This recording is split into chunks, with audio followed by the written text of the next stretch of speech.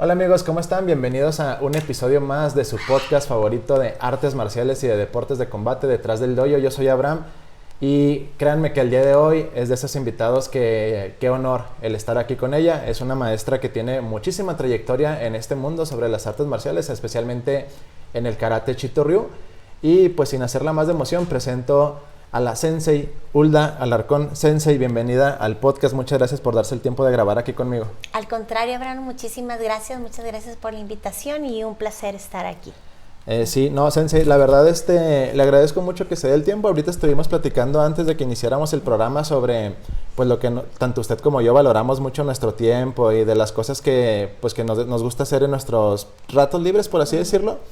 Y el que usted se dé el tiempo de grabar aquí conmigo, pues yo lo encuentro como muy valioso, porque siento que tiene mucho que aportarle a la comunidad de artes marciales aquí en la ciudad. Pues muchas gracias, Abraham, y como te comenté, pues fue un gusto estar aquí, aunque fue un poco difícil poder acomodar los tiempos, ¿no? Pero a final de cuentas todo se puede ir acomodando y pues bueno, muchísimo gusto estar en tu programa. Muchas gracias. Entonces, para la audiencia que pues a lo mejor no conozcan a la Sensei Hulda, ella es cinta negra quinto dan de Chito Ryu Karate. También me comentaba que es cinta negra primer dan de Goju Ryu y primer Kyu de Karate Shotokan, que eso se podría decir que es un grado antes de la cinta negra en Shotokan. Entonces, pues ya es una gran trayectoria dentro de las artes marciales, especialmente pues en el karate. Así es. Bueno, mi trayectoria va de 42 años, ¿sí? Tengo 42 años entrenando, a excepción que tuve ahí un poquito de tiempo a raíz de un accidente automovilístico que me impidió por completo seguir entrenando y fue, bueno, un poquito más de un año estar en rehabilitación y todo eso, ¿no? Pero, bueno, yo empecé entrenando Shotokan. Okay. Empecé entrenando Shotokan en la UAI, con el sensei José Luis Quintana, hasta ahí llegué, hasta cinta café primer Q, y bueno, de ahí me llevó mi papá a entrenar con el ingeniero Jorge Escobar a la Universidad Autónoma de Chihuahua, y ellos eran Goju Ryu. De hecho tenía poco de haber entrado el Goju Ryu aquí en Chihuahua, porque antes el Shotokan era el rey y señor, ¿no? De todo el karate aquí en Chihuahua. Entonces entró el Goju Ryu, muchísima gente de Shotokan se cambió a Goju Ryu, después se regresaron unos a Shoto, otros a Chito y otros se quedaron en Goju, ¿no? Pero ese fue un parteaguas del karate aquí en Chihuahua. Y bueno, después entrené Goju Ryu, llegué hasta primer dan. Okay. Y de ahí me cambié a entrenar Chito Ryu. Empecé a entrenar Chito Ryu con sensei Pedro Prieto, quien es todavía el actual entrenador de la Universidad Autónoma de Chihuahua, y con el maestro Koichi Choda. Estuve algunos años ahí, siempre pues muy agradecida con Sensei Pedro, quien fue que me empezó a introducir ahora sí que el maravilloso Chito Ryu, que ya iremos platicando acerca de ello. Y bueno, a partir que fue de... me parece que 1993 o 94, ahorita no recuerdo bien la fecha, estoy con el maestro Kunio Murayama.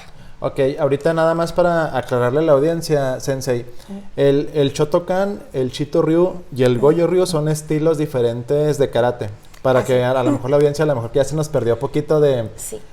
Porque estamos hablando de estilos diferentes, ¿no? Sí. Pero todos son karate, nada más son diferentes estilos. Ahorita vamos a precisamente profundizar el estilo que usted hace. Así es. Entonces, algo que me interesa mucho, Sensei, porque pues obviamente su trayectoria es muchísimo, muy amplia, ¿no? Y ya usted tuvo la oportunidad de entrenar al equipo nacional de karate que iba a competencias internacionales y todo eso. Pero, ¿cómo fueron sus inicios dentro del karate? O sea, cuando usted recién empezó, que era niña, que no sabía nada, que apenas como que quiso adentrarse a este mundo de las artes marciales, ¿cuál fue su primer acercamiento? Casi siempre nosotros, ya se pudiera considerar hasta un cliché, que siempre vimos alguna película o algo así, pero ¿cómo fue su origen, el inicio de usted? Bueno, mi primer acercamiento fue por mi papá. Mi papá entrenó muchísimos años karate antes de que yo empezara a entrenar. Nunca lo vi entrenar en dojo, nunca lo vi entrenar en dojo, pero lo veía entrenar en la casa.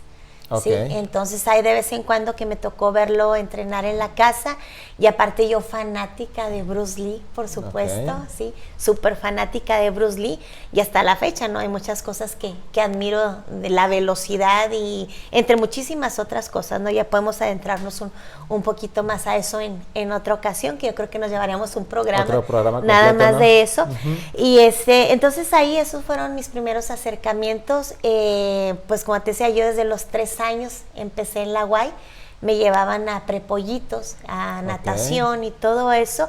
Entonces, cuando pasábamos por un lado por la puerta, ¿no? Que está el gimnasio, a un lado del gimnasio número 1, en la parte alta, el dojo de karate y de judo, siempre escuchaba gritar. Y pues siempre, bueno, yo quería entrar y quería entrar y quería entrar, pero siempre tenían la puerta cerrada. Claro. Entonces una de esas veces, pues me sentaba a ver si abrían, ¿no? Pero haz de cuenta que salían al baño y así casi salían y cerraban la puerta y se iban, ¿no? Entonces una vez que abrieron la puerta, pues yo me metí, ¿ya? Y ya no hubo quien me sacara de ahí. ¿Sí? De ahí pues andaban mi papá, mi mamá, mi hermana buscándome por toda la UAY y pues no me encontraba, no estaba en las clases que debía de estar y pues yo estaba adentro viendo las clases de karate. Entonces a raíz de eso ya le dije a mamá, le digo, ¿sabes qué? Ese es el maestro y quiero pues que quiero entrar. Entonces fue mi mamá y montamos guardia ahí en la entrada de la UAY cuando llegara el sensei.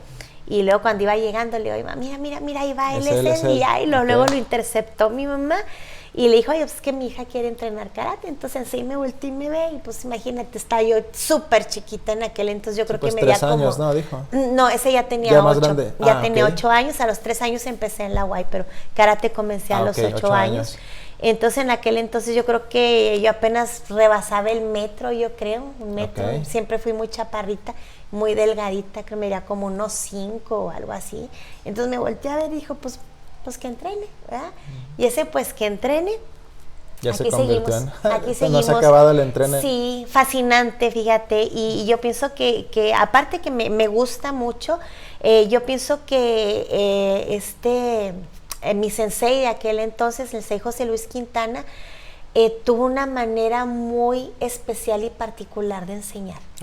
Yo recuerdo que decía, por ejemplo, hacer kata, ¿no? Y dice, hacer kata es como echarte un dulcecito a la boca y disfrutarlo y disfrutarlo.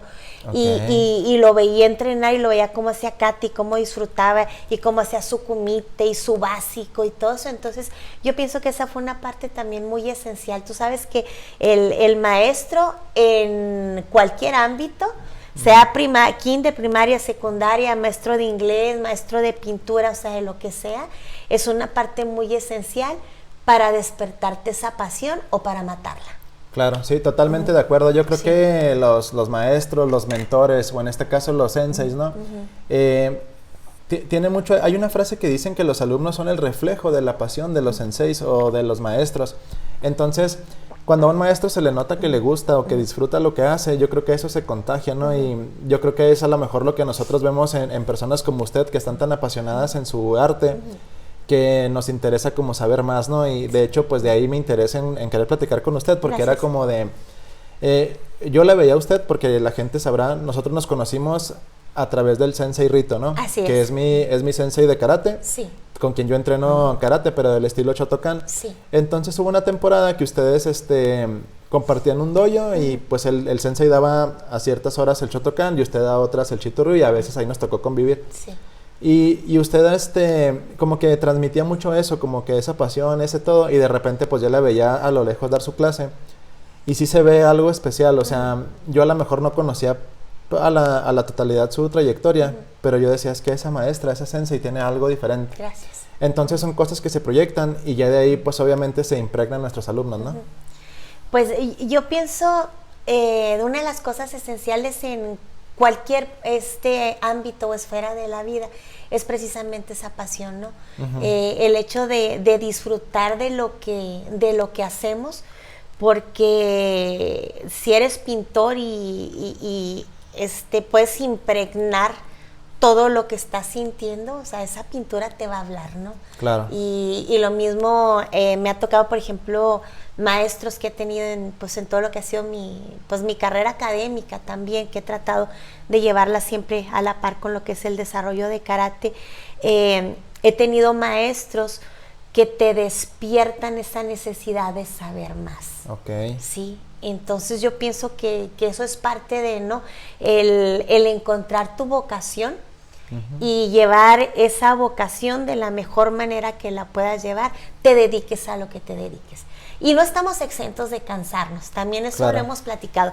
También necesitamos vacaciones y por más que puedas disfrutar de lo que haces y que sea tu pasión y que días puedas pasarte 16 horas haciéndolo, hay días que no quiere uno ni voltear a ver el karategui, ¿no? Claro, sí, pues no deja uno de ser humano, ¿no? Así es parte de, ¿no? Pero precisamente cuando llegan esos momentos es donde hay que detener tantito, hay que hacer introspección, hay que volver a analizar para saber si eso nos sigue apasionando, para seguir haciéndolo. Así es. Oiga, Sensei, y por ejemplo, cuando usted empieza en su camino del karate, ¿no? Empieza a avanzar su cinta blanca, amarilla, su camino, ¿no? Si hace cinta negra, me imagino que empieza a competir, a empezar a saborear un poquito más las katas, como ahorita menciona. ¿Cuándo fue el momento en que usted se decide a dar las clases? Porque yo tengo la teoría de que la mayoría de las personas que damos clases de algún arte marcial, no necesariamente lo teníamos pensado. Sí. Así como de que, yo de chiquito, no sé, yo era blanca y yo decía, algún día voy a dar clases, en este caso de taekwondo. Como que no siempre sucede así. No. Más bien, de repente la vida nos va llevando por ciertas situaciones en la que, ya estoy dando clases de repente, y dando la clase es cuando nos enamoramos más como de nuestro arte y que nos empezamos a apasionar. Y yo tengo la idea de que cuando somos maestros aprendemos más que cuando fuimos alumnos, porque ya tenemos un montón de maestros nuevos que en este caso pues serían nuestros chicos, ¿no? Sí. ¿Cómo fue para usted el momento en que transicionó de ser, no sé, competidora, alumna, a ya convertirse en sensei? Bueno, yo comencé a dar clases a los 14 años. Ok. Sí, a los 14 años empecé a dar clases en el Deportivo Iste. Mi maestro en aquel entonces, el ingeniero Jorge Escobar, me dijo, ok, usted va a dar esa clase, y pues bueno, daba esa clase. De hecho, en un inicio fue un poco difícil, porque en aquel entonces pues también seguía chaparra y flaca, aunque ya cinta negra, ¿no? Entonces iba a dar clase a adultos, a adolescentes y adultos, ¿no? Y sí me tuve que costalear ahí uno que otro para que dije, no, que no sea la sensei, ¿verdad? Sí, que digan, o sea, sí, tengo que, claro. Sí, entonces, haz de cuenta que yo empecé a dar clase, pues es como un tipo de servicio social, cosa que yo también pido a mis alumnos cintas negras. Ellos cuando presentan su examen de cinta negra, bueno, pasan su examen y todo, yo tengo su certificado, pero ellos tienen que hacer un año de servicio social, dando en centros comunitarios o así, y luego ya entrego yo su certificado. Entonces, haz de cuenta que es una de las maneras en las cuales, pues más o menos manejaba también mi maestro en aquel entonces, ¿no? Y bueno, ahí ya fue que yo empecé a competir un poquito también ya más frecuente. Antes pues sí competía mucho, pero únicamente nivel municipal, estatal, los campeonatos nacionales de mi estilo en aquel entonces de Goyo Ryu. Porque estaba muy joven, ¿no? O sea, 14 años. Tenía 14 años, y en aquel entonces el karate juvenil no estaba tan organizado como está ahora, ¿no? Incluso yo cuando empecé a entrar a la federación competí en adultos. Sí, a los 16 años empecé a competir en adultos, tanto en kumite como en kata. Entonces, haz de cuenta que ahora sí que la pasión por enseñar, me gustaba entrenar para competencia. ¿Sí? Entrenar gente para competencia. Algunos años fui entrenadora estatal, ¿sí? Entonces me gustaba entrenar para competencia porque eso es como estar puliendo el detalle, ¿no? No tanto formando desde un inicio. Perdón, sensei, pero ¿estaba entrenando para competencia de kata o de kumite? De kumite. Yo era kumitera. Kumite es combate. Combate, sí. Yo era kumitera y a mí no me gustaba la kata. Sí, yo era kumitera y de hecho mi primer campeonato nacional de federación yo lo gané en kata. Sí, y tengo pues, campeonatos nacionales en kumite también, perdón, en kumite gané mi primer campeonato nacional, menos de 53 kilos. Y entonces haz de cuenta que empecé a dar clase de esa forma. Después, cuando me empecé a meter más en en competencia que me encantaban los golpes, o sea, el combate. No que me los dieran, me gustaba darlos, ¿verdad? Sí, qué bueno que lo aclara, porque es como, sí. Sí, meter los puntos. Sí, me gustaba. Y pues en aquel entonces a mí me tocó más salvaje, ¿no? En aquella época no era el karate que es ahorita, con tu bucal y luego los juveniles, infantiles con caretas, ¿no? Sí. Antes se utilizaban unas guanteletitas así nada más, y era todo lo que se utilizaba, y bucal si querías, claro. ¿no? Pero no se utilizaba absolutamente nada más de protección. Bueno, entonces, me regresó poquito, empecé a meterme más en todo lo que era competencia y todo, entonces me invitaron a ser entrenadora estatal y comencé a ayudarte y me gustaba, ¿sí? Uh-huh. Ya después me retiró el accidente automovilístico que tuve, me fui a Estados Unidos, estuve 2 años allá rehabilitándome. Cuando regresé fue la primera vez que abrí mi dojo ya formal, digámoslo de esa manera. ¿Qué edad tenía usted, maestra Sensei, cuando eso fue en el 2003. Accidente? Cuando tenía el accidente tenía 29, 30 años, por ahí, no recuerdo bien. Y ahí fue donde tuvo su pausa, ¿no? Sí, donde tuve mi pausa y que fue lo que me retiró de competencias, porque yo tenía pensado retirarme en el 2004, cuando se supone que karate entraba a Juegos Olímpicos. Sí, entonces dije, llego hasta 2004, Juegos Olímpicos, me retiro. Sí, pero bueno, eso se presentó en diciembre del 2000. Y bueno, el karate apenas entró ahora el año pasado, ¿no? Entonces no hubiera aguantado de todas formas. Que también estaría padre en otra ocasión un episodio completo sobre la trayectoria que ha tenido el karate para convertirse en deporte olímpico. Sí. Ha sido una odisea tremenda. De esfuerzos, de tratar de estarlo promoviendo, de obstáculos y todo, porque pues lamentablemente el karate, esta es una opinión que yo voy a dar con mucho respeto para personas que hagan otros deportes, ¿no? Yo siento que el karate es un deporte que se merece estar en los Juegos Olímpicos desde hace un ratote. Sí. O sea, y hay otros deportes que yo siento que... Pero bueno, ¿verdad? Entonces, eso es un tema que sí ha ocurrido política, mucho. En fin, ¿no? Ajá, y yo siento que hay muchos competidores aquí en el estado y en el país, como usted, como otros compañeros de nosotros, que de ser las situaciones diferentes, estaríamos hablando de competidores olímpicos tal vez. Así es. Entonces, pues bueno, lamentablemente pues el karate apenas anda en eso. Ojalá algún día se quede establecido. Sí, pues ya vamos para afuera otra vez. Se supone que ya en París ya no entra otra vez karate. Ajá, y eso que en Tokio, salvo su mejor opinión, a mí se me hace que el karate dio una excelente impresión. Se me hizo súper bonitas las competencias que estuvieron ahí. Pero, pues bueno, otro tema, ¿no? Pues sí, pues lamentable, ¿no? Que la política esté metida también en el deporte, pero pues bueno, eso va a ser toda la vida, ¿no? Y lo estamos viendo con el Mundial de Fútbol, ¿no? No sé qué. Sí, el de Qatar o algo así. Sí, es que no somos futboleros, sorry. Sí, sí, yo tampoco no tanto ya, ¿verdad? Hace un rato sí estuve muy metida ahí en el fútbol porque trabajaba con psicopedagogía del fútbol, ¿no? Y como psicóloga del deporte de equipo segunda división de aquí de Chihuahua.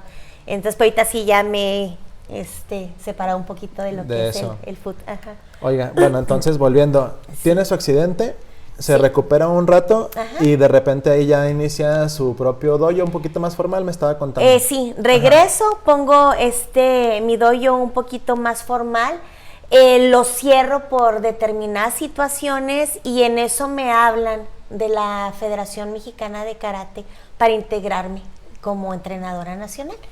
Entonces de ahí comienzo, bueno, mi trayectoria como entrenadora nacional. De la selección. Primero estuve, fueron 5 años, renuncié y luego me volvieron a hablar, estuve otros 2 años. Entonces total estuve 7 años, sí.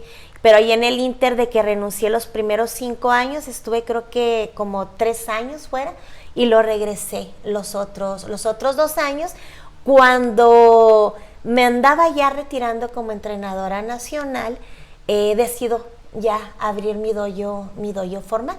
Que eso fue por 2010, 2009, por ahí más o menos. No recuerdo ahorita fechas. Sí, entonces yo decido retirarme de entrenadora nacional porque me cansé de viajar. Claro. Me cansé de viajar y ya quería yo, pues, establecerme. Sí, un poquito más tranquilo, porque me imagino también que el nivel de exigencia era muchísimo más alto, ¿no? O sea, ya estaban en competencias, ahora sí que de altísimo nivel internacionales, peleando con selecciones de otros países, y el karate, pues, aquí en Latinoamérica es un pues una disciplina deportiva que tiene mucho crecimiento, ¿no? Mucho crecimiento, así es, y pues era desde centroamericanos, panamericanos, campeonatos del mundo, torneos de invitación internacionales, todo lo que eran los Open, infantiles, juveniles, adultos. Yo estaba encargada de las 3 selecciones de kata. Ok. Únicamente era la única entrenadora de kata. Oiga, Sensei, y una pregunta un poquito más en lo personal. Ahorita que entremos un poquito más en las diferencias sobre el Shotokan y el Chito-Ryu, que, bueno, Shotokan pues es el estilo que yo hago, Chito-Ryu el que hace usted, ¿no? Hay personas allá afuera que se preguntan, en este caso que tocamos los Juegos Olímpicos, el karate en su aspecto deportivo, ¿sí? En el aspecto deportivo, cuando ya es más competencia por puntos, los guantecitos, toda esa onda.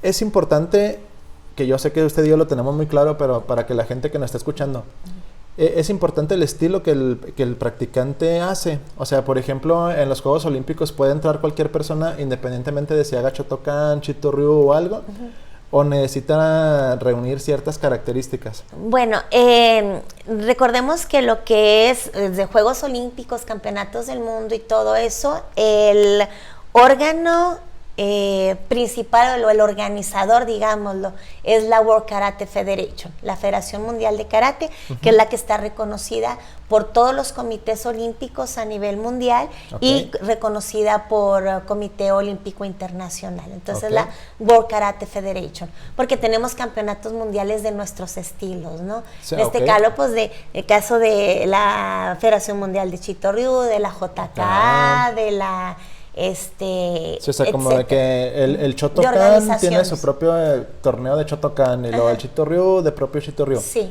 Y ya el que usted menciona, la WKF, bueno, la que... Es la que agrupa todas las organizaciones. Y ya dice, bueno, el reglamento competitivo para Juegos Olímpicos, por así decirlo, es la manera de marcar es y cada quien se adapta. ¿Sí? Okay. Es independiente del estilo, ¿sí? Es independiente del estilo.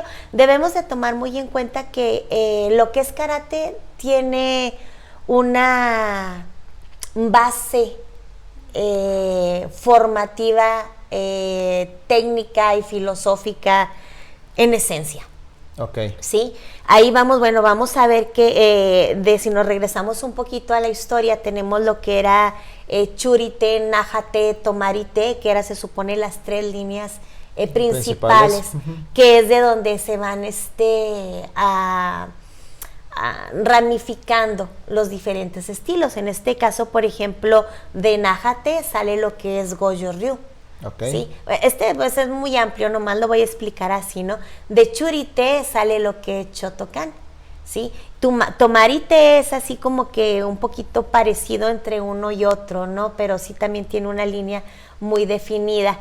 Me parece que Chorin-Ryu es el que sale de Tomari-te, ahorita no recuerdo bien, pero por ejemplo Chito-Ryu, el estilo que yo practico, tomó lo mejor de Naha, lo mejor de Churi y lo mejor de Tomari. Es como y una se amalgama. formó Chito-Ryu. Okay. Es como una amalgama. Entonces, ahorita podemos decir que aparte el Chito-Ryu es un estilo mucho más joven que los demás, ¿sí? Pero aparte es el estilo de karate más estudiado científicamente. Okay. ¿Sí? Nosotros, por ejemplo, cuando estamos dentro de la enseñanza, ponemos mucha atención en lo que es la biomecánica del movimiento, lo que son las palancas, lo que son las cadenas sinérgicas y todo eso. Todo está adaptado para que el movimiento sea mucho más natural y esa misma naturalidad tenga más efectividad. Pero aparte de eso, podemos considerar que es uno de los estilos más elegantes de karate. Okay. ¿Sí? Entonces, que esa misma, como lo comentaba anteriormente, en otra ocasión, esa misma elegancia te exige mucho más, porque se tiene que ser bonito, fuerte, explosivo, más preciso, y efectivo. Más práctica, más... Oiga, Sensei, y por ejemplo, en cuanto a lo que mencionaba de la WKF, que pues ahora sí que regula las reglas como del karate en general para las competencias, ¿qué pasa en el aspecto de la kata?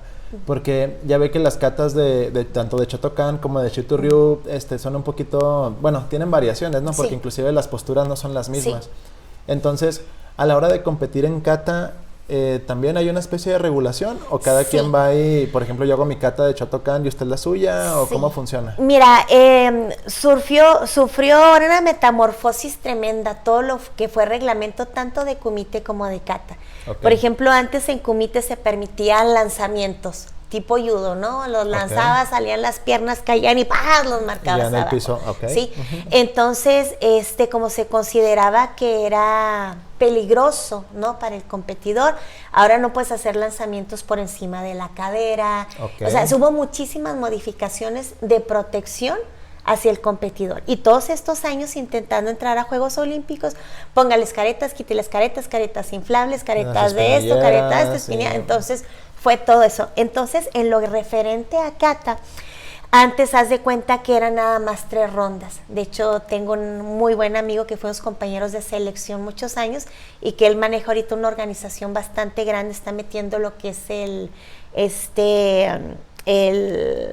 se me fue el estilo. Bueno, ahorita recuerdo.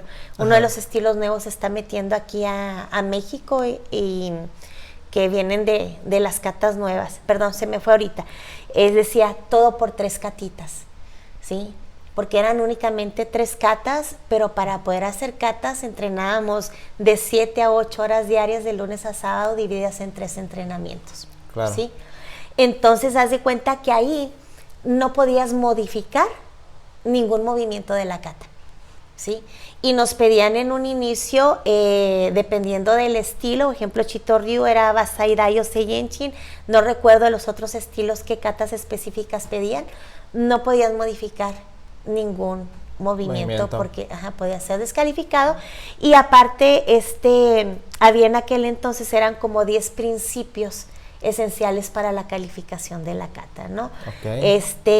El hecho de que cada uno de los movimientos tuviera la efectividad y la aplicación que debería de ser, que no levantara los pies del piso, que mantuviera la cadera a una misma altura, el manejo de la respiración de acuerdo con el movimiento, al llegar en el momento, como manejabas tu timing y todo, pum, para buscar el impacto, o sea, varias cosas, ¿no? Que eran parte de la calificación de la kata. Uh-huh. Entonces se fue modificando, sí hubo muchas modificaciones de reglamento,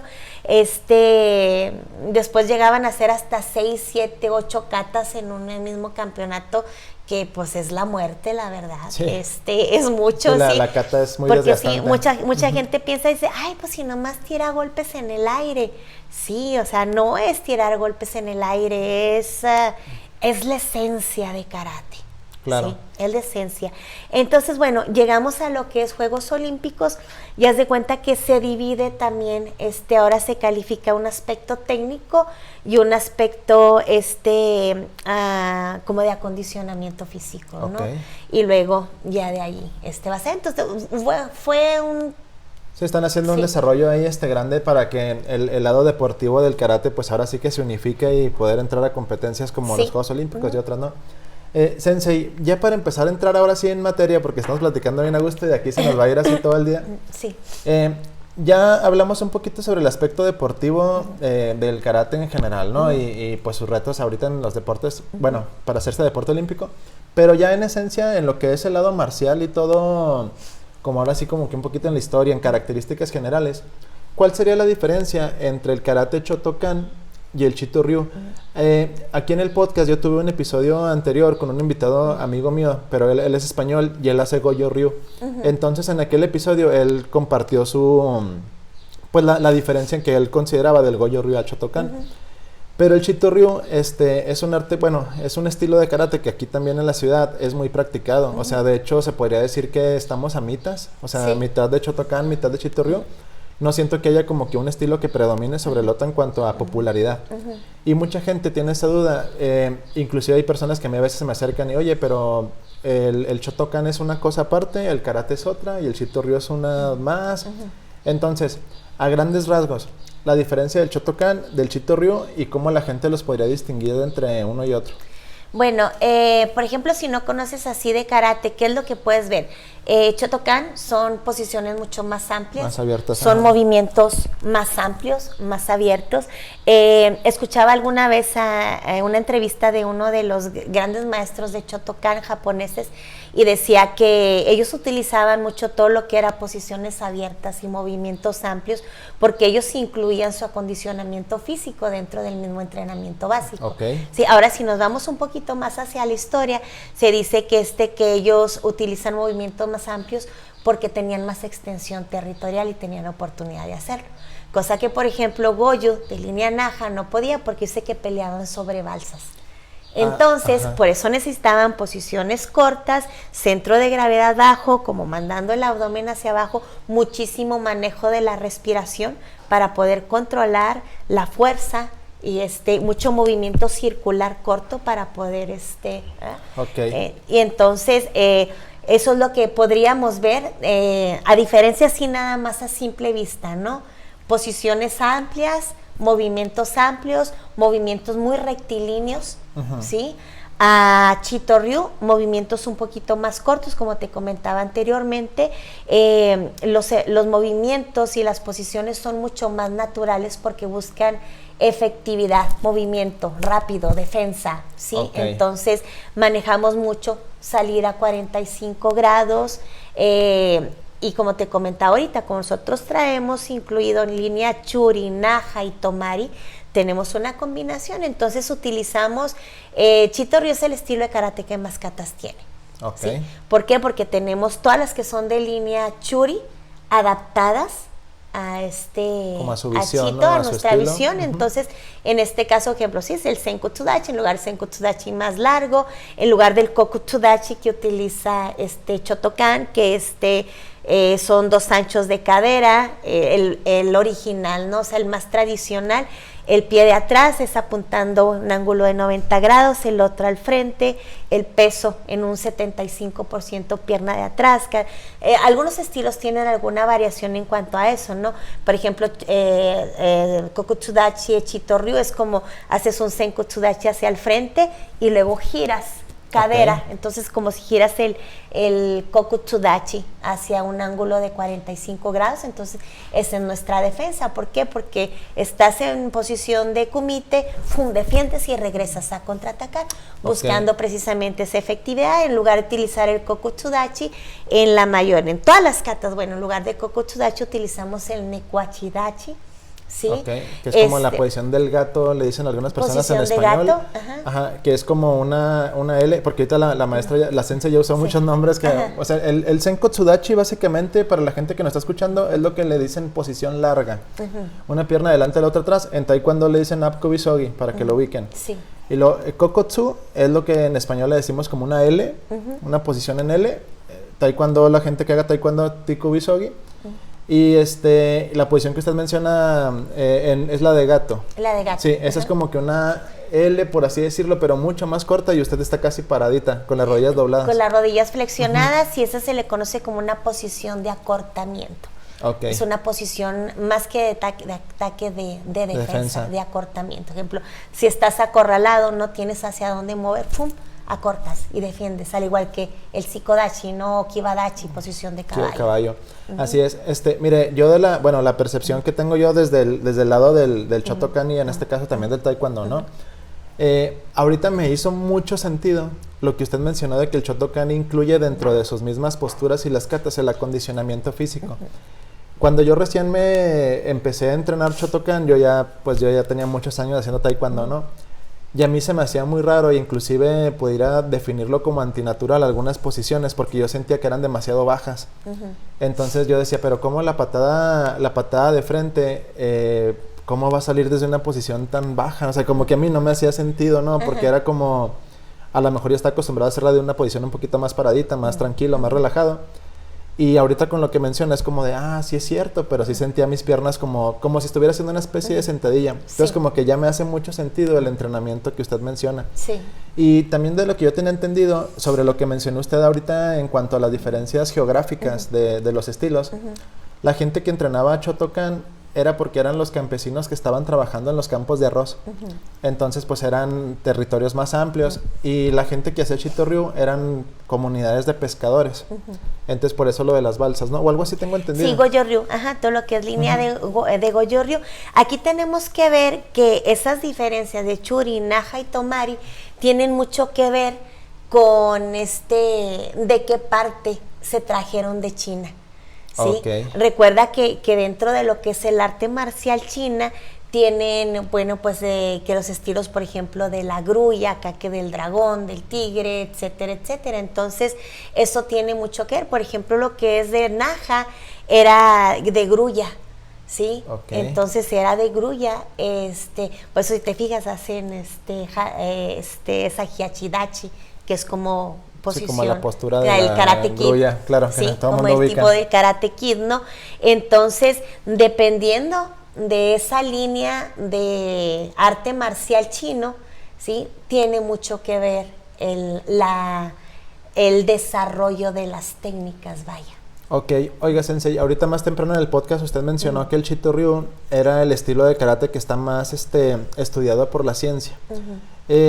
Con eso que usted menciona, ¿usted diría entonces que el Chito Ryu de las ramas de karate es la que tiene su aspecto deportivo más desarrollado?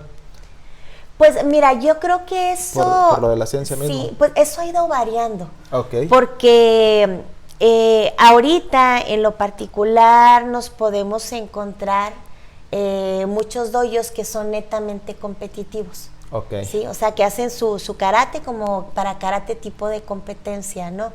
Y pocos los dojos que manejan el karate tradicional como en sí.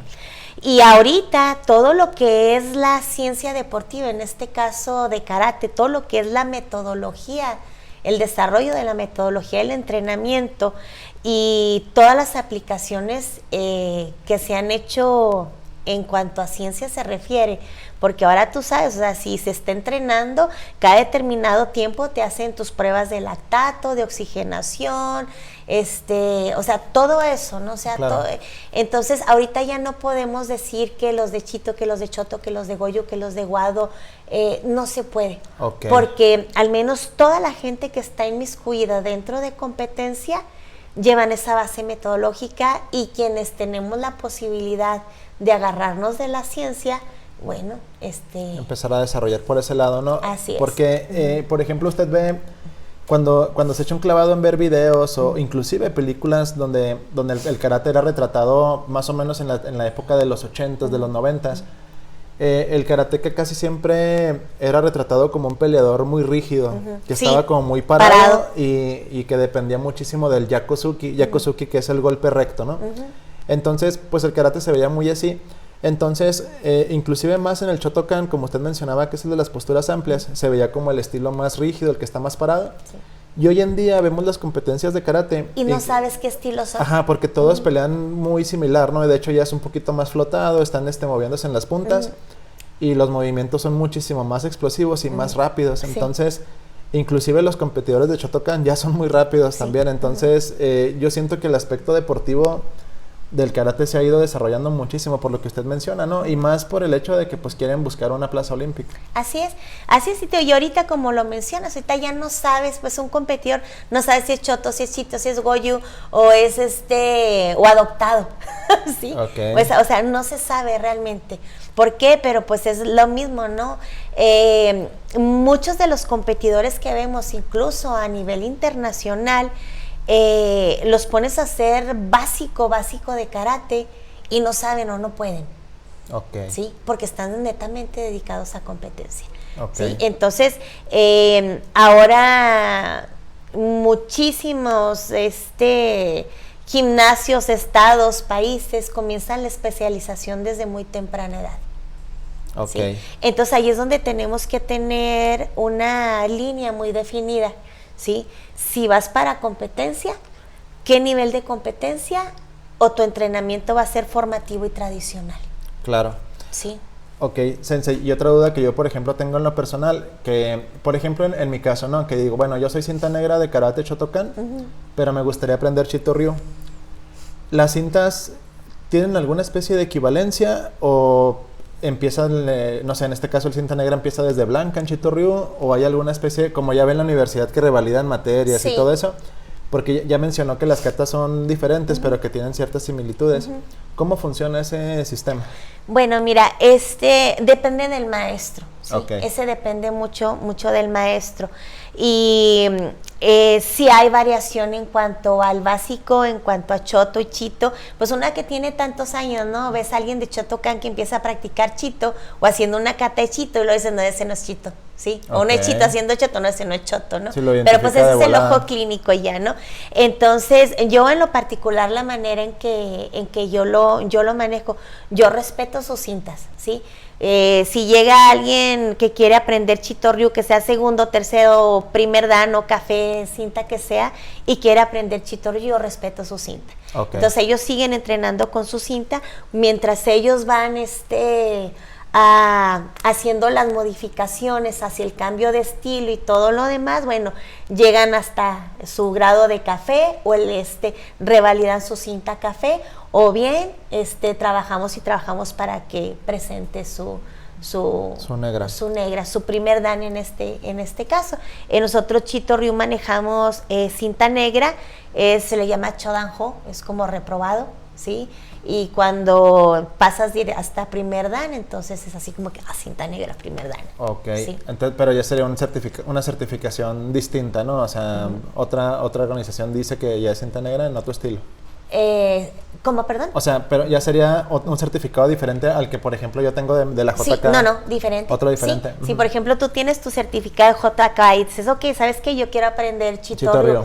Tú empiezas a entrenar Chito Ryu, si te toma 1 año, 2 años, 3 años, no sé cuánto tiempo te tome alcanzar tu nivel, como cinta negra primer dan, revalidas tu examen de cinta negra primer dan como Chito Ryu. Y así funcionaría. Y así funciona. Y lo que comentábamos ahorita, o sea, revalidas, nosotros respaldados por World Karate Federation, tu grado tiene validez en todas las partes del mundo donde vayas, que eres Chito Ryu. Ok, de lo que mencionaba más temprano. Entonces, ya nada más para ir cerrando, Sensei, la gente, por ejemplo, cuando dicen, yo hago Chito Ryu, yo hago Shotokan, otro estilo, pero pues al fin y al cuentas es cinta negra de karate, ¿no? O sea, básicamente todos hacemos karate. Entonces, ya nada más como para ir resumiendo y que quede así como muy condensado. Sí. Básicamente, el karate pues es el arte marcial, por así decirlo, y ya del karate se ramifica a diferentes estilos, ¿no? Sí. El Shotokan es un estilo de karate, Chito Ryu es otro, Goju Ryu es otro, y ya pues cada uno tiene sus distintas organizaciones con las que se rigen. Sí. Y para que quede bien claro, Shotokan, posiciones más largas, movimientos más amplios, incluye el acondicionamiento físico dentro de los mismos movimientos técnicos. Y Chito Ryu, posiciones un poquito más cortas, movimientos más circulares, un poquito más explosivos y naturales. Entonces, básicamente sería como la diferencia a grandes rasgos, ¿no? Sí, a grandes rasgos. Por supuesto que podemos definir con peritas y manzanitas, ¿no? Sí, como más amplio. Más amplio, pero básicamente esa sería la diferencia de entrada, digamos. Okay. Tenemos mucho movimiento circular también. Me llama mucho la atención también que usan mucho las manos tipo como si fuera una garra de un tigre. De hecho, hay entrenamientos donde agarran como unos jarrones, ¿no? Sí. Para fortalecer las muñecas. Las muñecas y los dedos. ¿Hay mucho movimiento de ese tipo también, Sensei? Hay muchos agarres.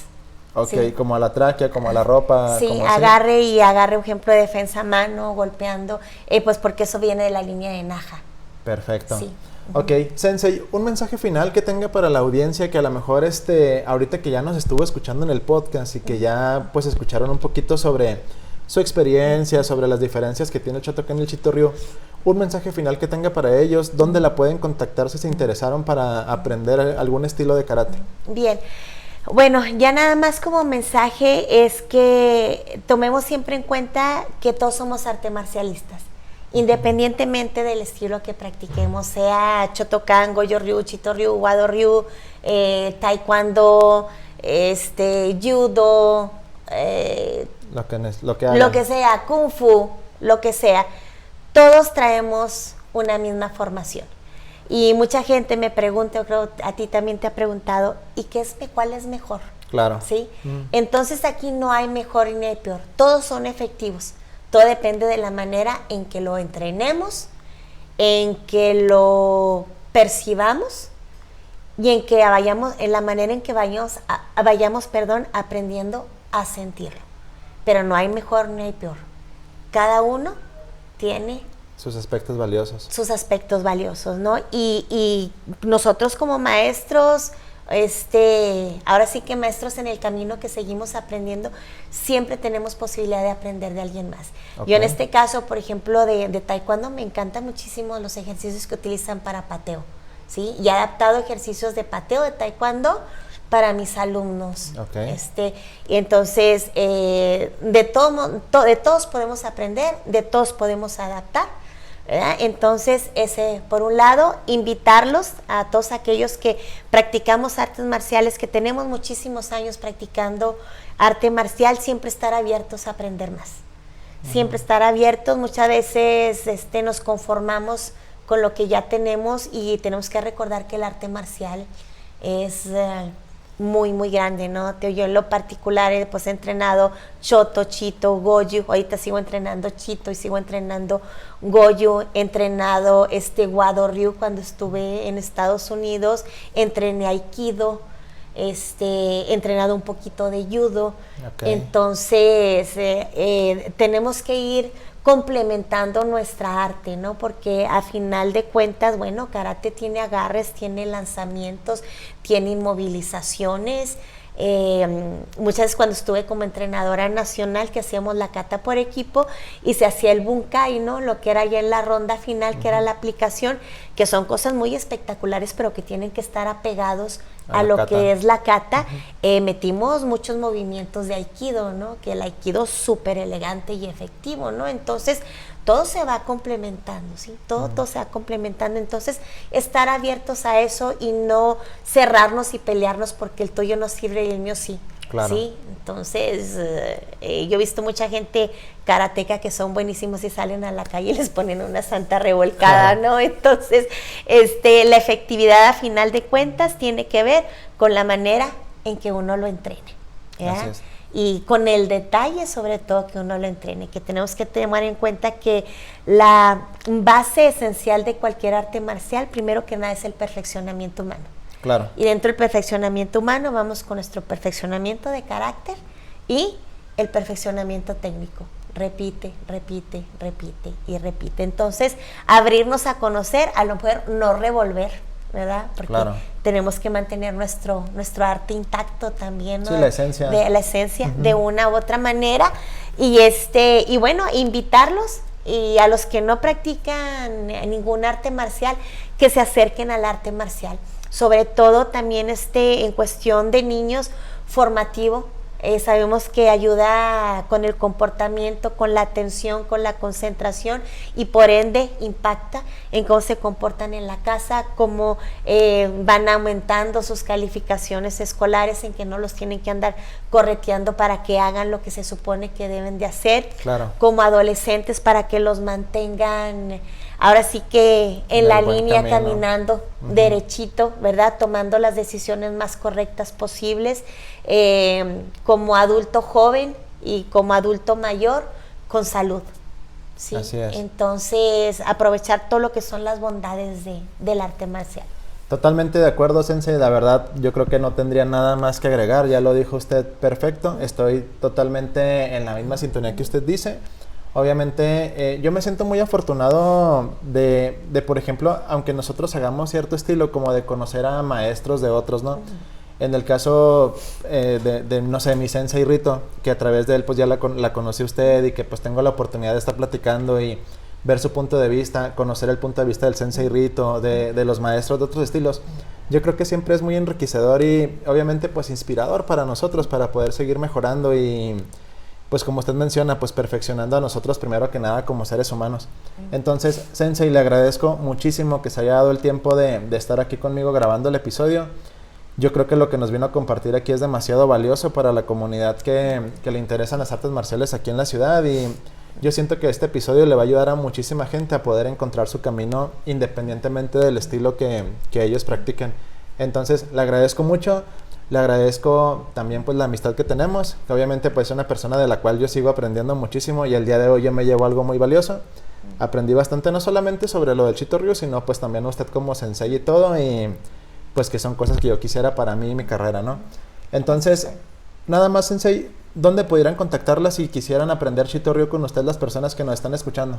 Bien, estamos ubicados en Plaza San Ángel, aquí sobre el periférico. Ahí me pueden encontrar martes y jueves de 5 de la tarde a 9 de la noche y sábados de 10 a 11:30 de la mañana.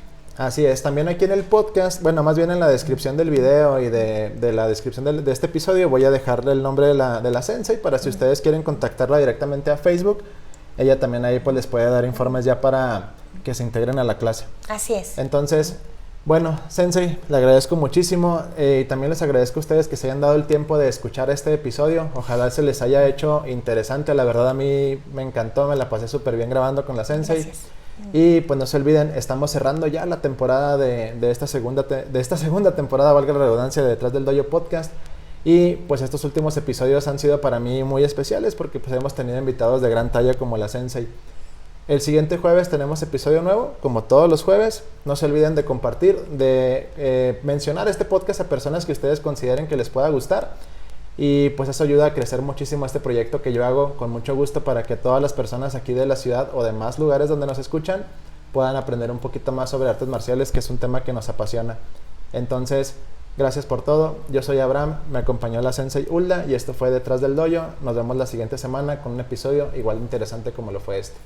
Bye. Gracias.